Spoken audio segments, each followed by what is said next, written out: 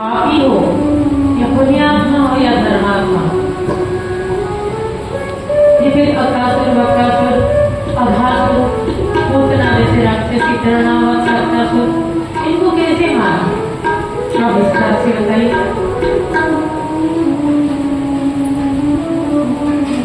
तो सुखदेव जी ने इस तरीका से कहा कि देखो राजन, भगवान कभी किसी को न मारते हैं, भगवान के हाथ से अगर मर भी जाते हैं वो तर जाते हैं। भगवान के हाथ से बचना भी तरना ही है और भगवान के सम्मुख होकर उनको दर्शन मात्र होने से भी तरना ही है। तो इस तरीका से भगवान ने एक एक करके दैत्यों को उद्धार किया। मारते नहीं, भगवान तारते हैं, तारन आग है। तो इस तरीका से जाते हुए फिर आगे गोपियों को अनेकों उपदेश दिए चीरहरण की लीला के माध्यम से। रेणु गीत हुई, फिर जंगलों में आग लगी। भगवान ने अग्नि को पीकर अग्नि तत्व को शुद्ध किया और मिट्टी भक्षण करके पृथ्वी तत्व को शुद्ध किया। कालियादमन को मर्दन करके जल तत्व को शुद्ध किया और आगे जाकर इंद्र की घमंड तोड़ते हुए भगवान ने सारे ब्रजवासियों को लेकर गिरिराज जी की तलोटी में खूब धूमधाम से गिरिराज जी की पूजन किया, उनकी खूब पूजन किया, खूब सेवा किया और खुद पुजारी भी खुद बने भगवान और यजमान भी खुद बने और पुजारी भी खुद बने, याचक भी खुद बने। ब्रजवासी ने पूछा,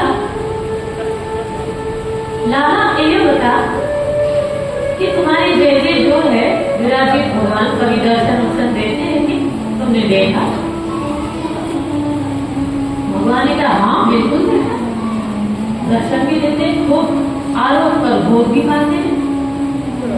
अब जो मैंने देखा आज तक तुम लोग भी देखोगे। ब्रजवासी का नहीं लाला, हमने तो आज तक इंद्र को पूजा किया, कभी उन्होंने दर्शन नहीं दिए, केशो है, कालो है, गोरो है, नहीं। लेकिन तुम कह रहे हो तो सही होगा लाला। भगवान ने कहा बिल्कुल होगा, अभी तुम्हारे आंखों के सामने भोग भी आरोग्य की खूब पाओगे, 56 प्रकार की हो और दर्शन भी दे रही है। ब्रजवासी खुश हो गए और भगवान ने जैसे ही अपने हथेली से नीचे उतार कर पूजा धूमधाम से हुई और सब ब्रजवासी कहने लगे नंद बाबा से, है नंद बाबा तुम्हारे छोरो, ये तुम्हारे अपने छोरो है या कौन है? सही सही बता। नंद बाबा ने कहा ज्यादा मजाक करियो मत, ये मेरे छोरो है। ब्रजवासी ने कहा ये तो हम जानते हैं, लेकिन सही सही बता कि सचमुच तुम्हारे ही छोरो है या कोई देवता होता है? ये इतने बड़े विशाल पर्वत को उठा डाला, तो फिर बताओ कन्हैया, सच सच बताओ कि तुमने अकेले उठाया या फिर तुमने किसका शक्ति लगाया? भगवान ने कहा चुप रहे, मैं देवता से बात कर रहा हूँ, मैं बात कर रहा हूँ देवता से, बताता।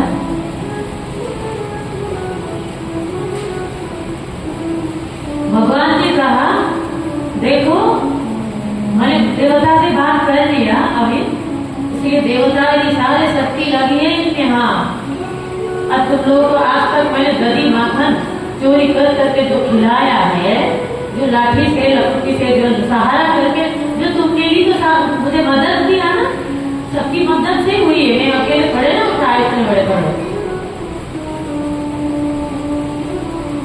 ब्रजवासियों के बालकों ने कहा बाल ने हाँ ये तो सही कह रहा। भगवान ने कहा वैसे थोड़े हो तो चावल में ही खाए, हमने मक्खन खिलवाया चोरी कर कर, उसका सामर्थ्य तो है ही, सही है। तो फिर उसमें कुछ सुखदेव जी बताते हैं कि राजन, इसमें कुछ तो राधा रानी जो है श्री जी की शक्ति भी था, आराधनी शक्ति है भगवान श्री कृष्ण की। उनकी अंग का भले ही भिन्न हो, लेकिन आत्म तत्व जो है वो एक ही है, भगवान श्री कृष्ण और राधा रानी। भले श्रीमद् भागवत जी में राधा रानी की कहीं भी नाम नहीं आती। अगर सुखदेव जी राधा रानी के नाम लेते तो उनकी भाव समाधि में हो जाता, गुरु मानते थे ना। यद्यपि उनको यूं समझा जाए कि जो श्रीमद् भागवत महापुराण, श्री का अर्थ है तो श्री जी तो है, पहला अर्थ उन्हीं का लग जाता है। उनके बिना पेड़ की पत्ते ही नहीं। एक तो राधा रानी की प्रेम, उनकी आराधना शक्ति, और जो दही माखन जो मैया ने खिलाया है उनकी शक्ति। एक बार ब्रजवासी ने कहा, थक गए हो, चल तो विश्राम कर पड़ा, उसको सहारा देते हैं विराट को। भगवान ने सोचा इनको तो शाम बताना होगा, सबक सिखाना। भगवान ने जैसे ही थोड़ा सा छोड़ दिए तो नीचे आ गए गिरिराज जी। अरे राम राम आया रे भैया, अब हमसे नहीं हो पाएगा, हमसे लाला तू ही संभाल ले, तू ही संभाल ले, तू भी तारा धारे सब कुछ सोने है, हमसे ना हो। तो फिर सारे जरूरी लगातार एक एक करके सारे गुजराती लागे रहे, और भगवान ने एक ही इशारा में उनको भी खड़ा कर दिए, टेढ़े हो गए। तो ऐसे ऐसे लीला किया भगवान ने। और फिर इस तरीका से इंद्र ने आकर सुरभि गाय की दूध से उनकी अभिषेक हुआ और उनको गोविंद नाम रखा गया। और 10 लोग से सुनकर उनको स्तुति किया और इंद्र को माफी तो कर दिया। और आज भी श्री गिरिराज महाराज जी की जो तलौकी है, उस तलौकी में गोविंद कुंड है, जहाँ पर आकर भैरव घाटी में इंद्र आकर देवराज इंद्र आकर सुरभि गाय की दूध से अभिषेक किया था भगवान को, तो वहाँ पर गोविंद कुंड आज भी है। गिरिराज जी की जो परिक्रमा देते हुए परिक्रमा मार्ग में मिलते हैं। बहुत सारे ऐसे लीलाएं किया भगवान ने गोवर्धन की तलौकी में, वो सारे दर्शन करने की योग्य है। इस कलयुग के जीव उसको दर्शन करते ही धन्य हो जाते हैं। द्वापर युग में भगवान ने जो लीला रचाए हैं, और वहाँ दूसरी की लोट आ गई है, आप लोग गए होंगे तो अवश्य दर्शन किया हो। देखो माताएं, ये आसन में जो कथा सुनी जाती है ना, ये दारिद्री आसन है।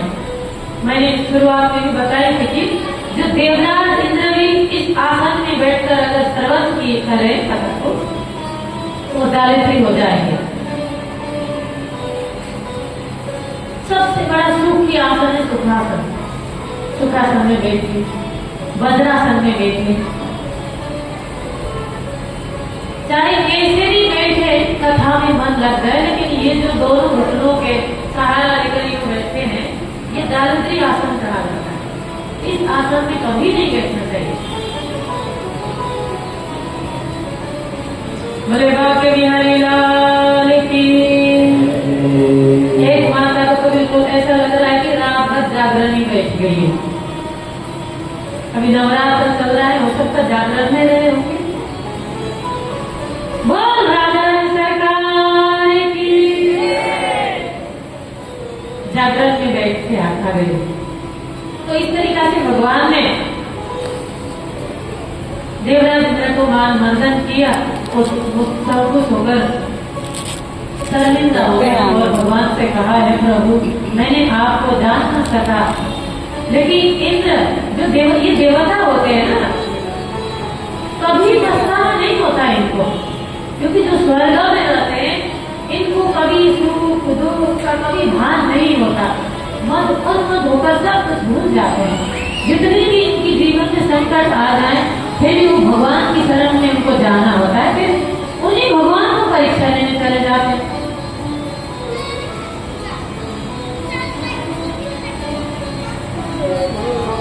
तो इस तरीके से भगवान ने फिर गिरिराज जी को धारण करके इंद्र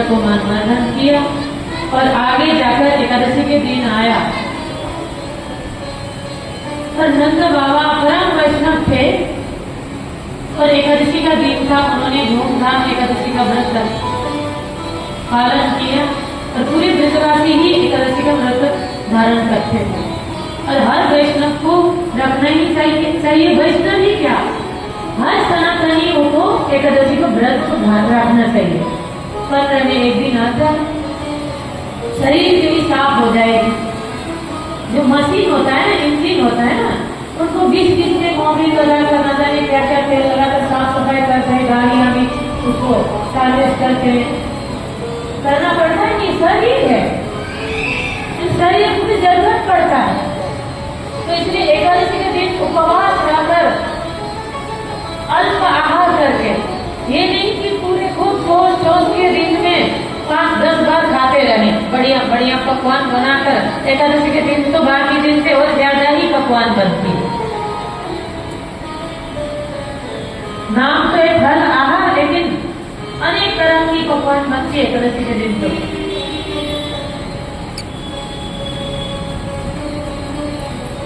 लेकिन कुल मिलाकर कैसा भी हो, एकादशी के दिन अनाज को, अन्न को लेना नहीं चाहिए। चाहे आप लोग रख ना सके पूरी उपवास, लेकिन अन्न खाना वर्जित है।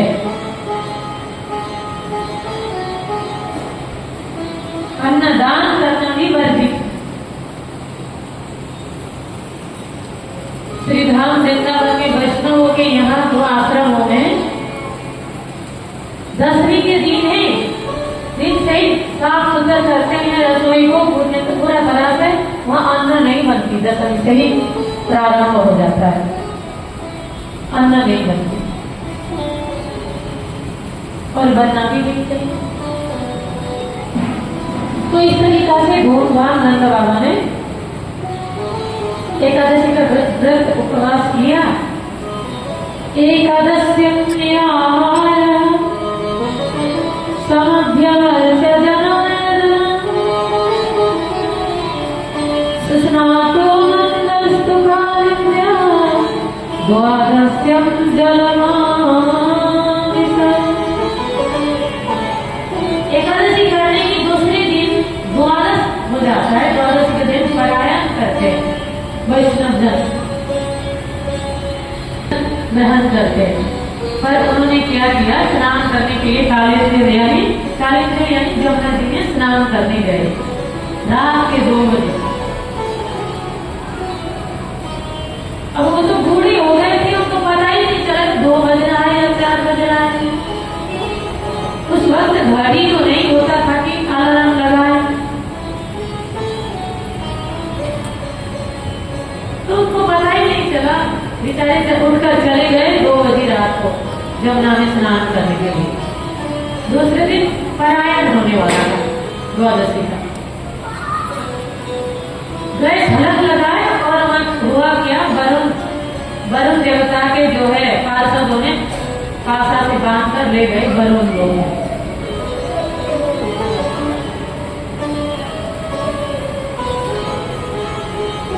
और जब सवेरे हो गया, नंद बाबा नहीं है, गौशाला में भी नहीं, पूरे घर पूरे भवन को छापा मारा, कहीं नंद बाबा दिखाई नहीं देते।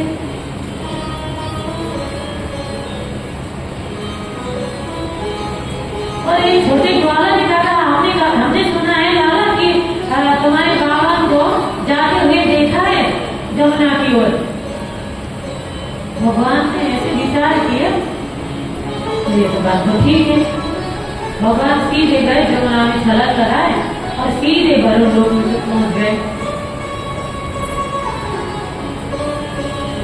और वरुण देवता ने हाथ जोड़कर कहा, ओ महाराज धन्य है, धन्य, आपका आना कैसे हुआ, बहुत बड़ी कृपा की आप आकर, बताइए कैसे आना हुआ। भगवान ने कहा, पहला ये बताओ मेरे पिताश्री कहाँ है। मेरे पिताश्री को तुमने कैद करके रखा और मुझे यहाँ खड़े होकर हाथ जोड़कर प्रणाम कर रहे हो, आओ धन्य है। पहले ये बताओ कि मेरे पिताश्री कहाँ है, मेरे बाबा कहाँ है। वरुण देवता ने कहा, ओ अच्छा, आपके पिताजी थे, आपके बाबा है, मुझे तो पता ही नहीं था। भगवान ने कहा, पहला उनको छोड़ दो, फिर बाकी हिसाब किताब बराबर करके मेरे बाबा को छोड़ दो। तो उन्होंने निवेदन किया और भरूच देवता ने कहा, प्रभु हम जान न सके कि आपके बाबा है, इसलिए क्षमा चाहता हूँ, उन्हें क्षमा करें। नंद बाबा को छोड़ दिए, वहां से छुड़ा कर ले आए और ये नंद बाबा देखते रह गए। वो हाथ जोड़कर वो वरुण देवता प्रणाम कर रहे, नतमस्तक हो रहे और माफी मांग रहे हैं। नंद बाबा ने सब कुछ देखा और लेकर घर चले आए और घर में आकर ये बताया, लाला हमको ये बताओ, पहला ये सच सच बताओ कि वो वरुण देवता ने तुम्हें नतमस्तक होकर प्रणाम क्यों किया?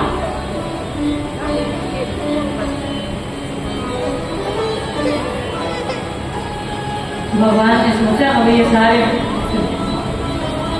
इतिहास पूछने लगे थे तो फिर क्या होगा, मुझे सब कुछ बताना पड़ेगा। तो इसलिए भगवान ने सोचा तो फिर अरे बाबा जाने दीजिए ना, ऐसे ही है, आप मेरे बाबा है ना, आप राजा है गोकुल के, तो इसलिए राजा का पुत्र मैं हूँ, आपका स्वयं, तो मैं राजकुमार हूँ, आपका पुत्र हूँ तो मैं राजकुमार। तो राजकुमार के आदेश उन्होंने पालन कर लिया, उन्होंने गलत किया आपको भेंट करके, तो इतना तो बनता ही है, जाने दीजिए ना बाबा। इस तरीका से वरुण लोक से भगवान ने अपने बाबा को छुड़ा कर ले आए और फिर ग्वाल वालों ने देखा कि ये बात सारे बताए कि नंद बाबा ने आकर, ग्वाल वाले सारे ब्रजवासी भी थे, उनके सामने ये सब सुन रहे थे कि ऐसे ऐसे हुआ वरुण लोग। सारे ब्रजवासियों ने कहा, हमें ये बताइयो कि तुम तो सबके कारण है, सबके शिरोमणि हो तुम, ये बताओ जो बाबा कह रहे हैं ये सच है या नहीं? और सारे ब्रजवासियों ने पकड़ लिए, सच सच बताइयो वरना छोड़ोगे नहीं, चाहे कुछ भी हो तुम्हारा, हमारे लिए तो तुम तो लाला ही है, लाला ही रहेगा। हाँ, हम कुछ नहीं जानते, सच सच बताओ कि वो जो बाबा बता रहे हैं वो सही सच है। तो भगवान ने कहा, अब देखो जो हमारे बाबा ने देखो है, अब उन्होंने क्या देखा हमें तो मालूम है, और तुम पूछ ही रहे तो बता ही देते। ब्रजवासी ने कहा, लाला हमें वैकुंठ से, तुम्हारे वैकुंठ से हमें भी दर्शन कराओ, कौन सा तुम्हारे वैकुंठ का कैसे हो तो है, हमें भी जाना है तो हमें दर्शन कराई दे।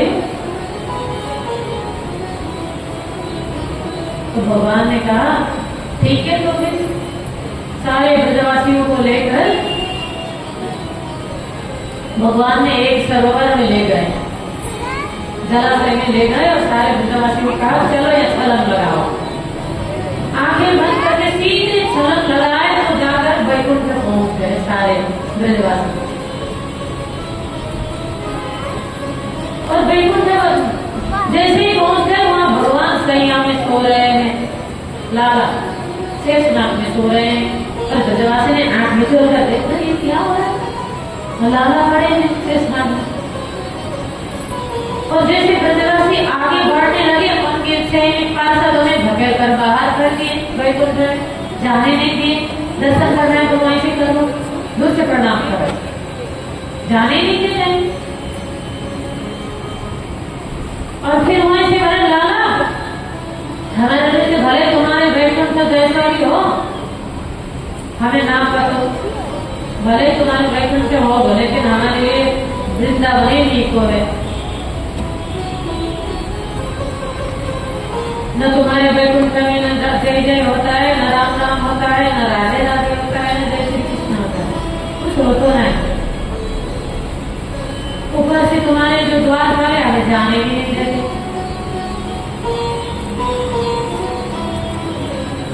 तो इस तरीका से उन्होंने निवेदन किया, चलो लाला वापस चलते, हमें वैकुंठ अच्छा ना लागो, वृंदावन ही ठीक है हमारे लिए, चल चल चलते हैं,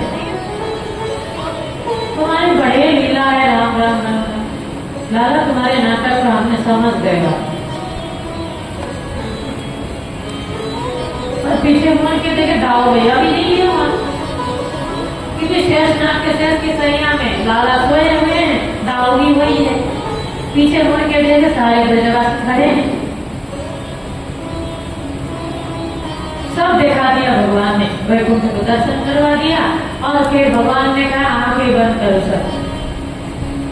और जैसे आंखें बंद करके वहां से छलक लगा तो सीधे आकर वृंदावन। तो इस तरीका से भगवान ने वैकुंठ दर्शन के श्री धाम वृंदावन में ही करवाया, जो वैकुंठ आज में ब्रज 84 के मार्ग में भी है। ब्रज 84 के अंदर में वैकुंठ भी है। एक दिन भगवान से जाकर नंद यशोदा जाकर बताए कि लाला अवस्था ही भयावह है, हमारा बुरा अवस्था हुआ है, तीर्थ धाम में जाने की तो कोई मन तो करता है, लेकिन हमारे जो शरीर है उससे हिम्मत नहीं होता। लाला कैसे करे, अब कोई बता। शरीर भी साफ देना छोड़ दिया। इस तरीका से नंद बाबा और मैया यशोदा ने कहा, तो उनके कहने पर भगवान ने कहा बाबा मैया आप चिंता करियो मत, परेशान नहीं हो, आपको सारे तीर्थ ही लेकर आपके नजदीक विराजते हैं।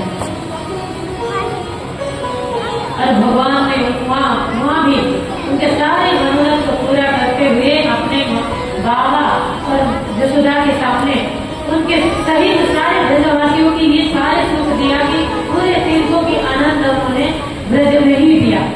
इसलिए क्षीर सागर वैकुंठ केदारनाथ बद्रीनाथ रामेश्वरम द्वारिका सब श्री धाम ब्रज भूमि में ही है। और 12 वन है श्री धाम वृंदावन में, गेवर वन है, रानी वन है, गिरिधि वन है, वृंदावन है, ऐसा करके अटल वन है, 12 वन है, मधुवन है। इस तरीके से 12 वन है वहाँ मुख्य मुख्य, और अनेकों लीला भगवान ने वहाँ किया। एक दिन वहीं से देवी नारद उधर आ रहे थे, गोपी अपने सर में हाथ रखकर जमुना के किनारे बैठ रही थी। और नारद जी ने देखा दूर से कि जमुना के किनारे कौन बैठा हुआ है। उन्होंने सोचा हो सकता है कोई ऊंची कोटि के महात्मा ही होंगे, कन्हैया के ध्यान लगाकर बैठे होंगे जमुना के किनारे। तो जैसे सामने जाकर देखा वो गोपी थी और आजू बाजू अगल बगल में मटका रखी थी, सर में हाथ रखकर बैठी है। नारद जी ने पूछा क्या बात है देवी, क्या बात है, आपके क्या चिंता के कारण मैं जान सकता हूँ?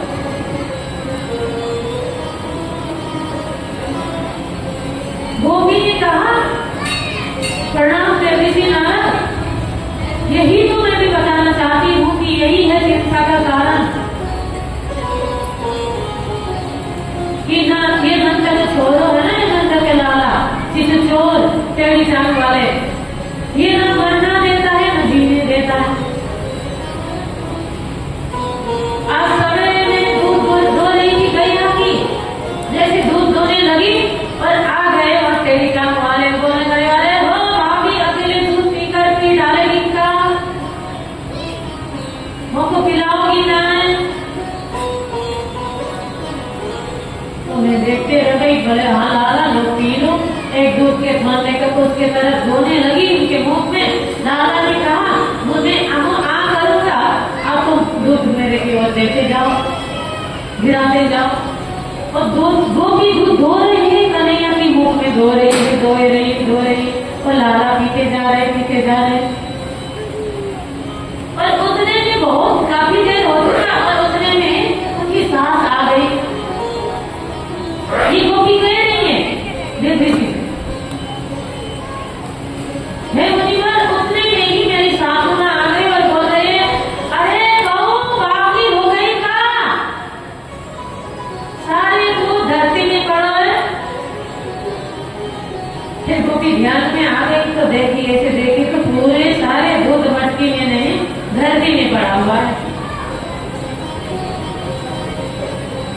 नंद को छोरो था न कोई था। खुली आंख में तो आंख देखते देखते वहां आ गया और आकर मुख आंख किया। मैंने जैसे दूध धोते गई वो पीते गया, धोती गई पीते गया। उतने में सास आकर देखी और सास ने डांट जैसे जोर कस के लगाई। देखा तो नंद को छोरो नहाए हैं।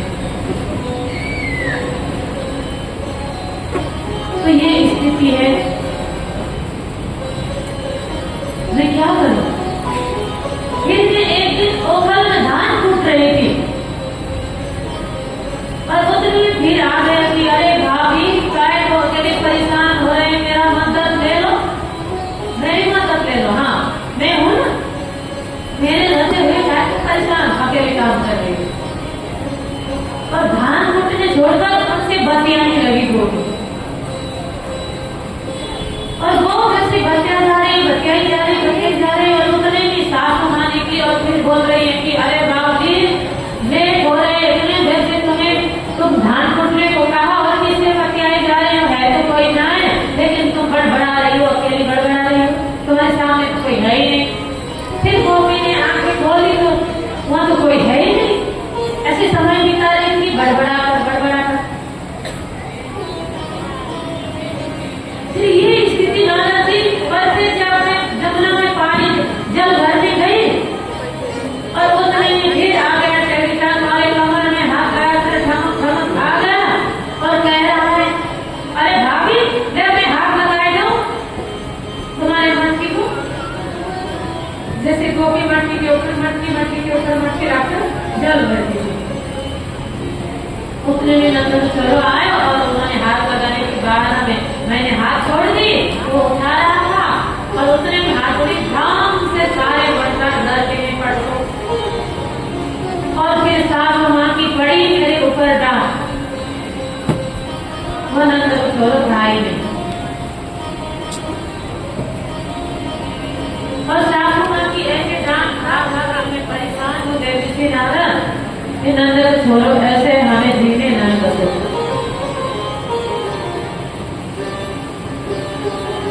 तो नारद जी ने सोचा कि वो तो सोच उनकी गोपी की बात सुनकर वो तो आश्चर्यचकित हो गए। बड़े बड़े अमलात्मा, विकलात्मा, योगी लोग ध्यान समाधि लगाकर उनकी दर्शन एक झलक पाने के लिए हजारों वर्ष ऐसे लगा देते हैं ध्यान समाधि में, फिर भी एक झलक उनको दर्शन न। लेकिन गोपी परेशान है। गोपियों ने कहा यही तो कारण है जैसे नारद जीने नहीं देते नंद को छोड़ो। बोले फिर एक गोपी ने अकेली गई की बन में